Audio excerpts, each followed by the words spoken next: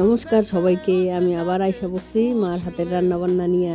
আজকে ঘরে রান্না বান্নার কিছুই ছিল না। মা যখন পরিবারকে তো খাওয়াইতেই লাগবো, ঘরে যায় দেখি কয়টা সিম আছে আর 2টা শুটকি আছে, ওইটা দিয়েই কিছু একটা বানাও। তাহলে চলো রান্না বাড়ি শুরু করে দেই। প্রথমে সিমগুলা কাইটা নিলাম, কয়েকটা আলু কাইটা নিলাম, কয়েকটা টমেটো কাইটা নিলাম, এটা ভালো করে জল দিয়ে ধুয়ে নিলাম, আর একটা পেঁয়াজ, তারপরে দেখি লঙ্কাও নাই, তারপর গাছের থেকে কয়টা লঙ্কা তুললাম। লঙ্কা তুললে কারণ একটু ঝাল না হলে তো ভালো লাগে না। তারপরে একটু পেঁয়াজ, রসুন, লঙ্কাটা মিক্সিতে পেস্ট করে নিলাম। আলুটা আগে ভাজা নিলাম, আলুটা ভাজা নামাইয়া দুইটাই শুটকি 2টা ভাজা নিলাম। শুটকিটা ভাজা নামাইয়া তারপরে পেঁয়াজ সম্বার দিয়া একটু জিরা দিলাম আর মিক্সিতে পেস্ট করা মশলাটা ঢাইলা দিলাম। ওটা একটু কষানো হইলে টমেটো কয়টা দিয়ে দিলাম, তারপর একটু ঢাকনা দিয়ে নরম হইতে দিলাম। নরম হওয়ার পর সিম কয়টা দিয়ে আবার ঢাকনা দিয়ে দিলাম। একটু ভালো করে ভাজা ভাজা হয়ে আসলে তারপরে জল দিয়ে শুটকি 2টা দিয়ে দিলাম, তারপরে নামায় নিলাম। তারপরে খায়া দেখি কেমন হয়েছে। আমার কাছে তো ভালোই লাগছে, তোমরা যদি মনে করো বানায় খাইতে পারো। তো তোমরা কেমনে শুটকি বানায় খাও, আমি তো এইভাবে রান্না করলাম।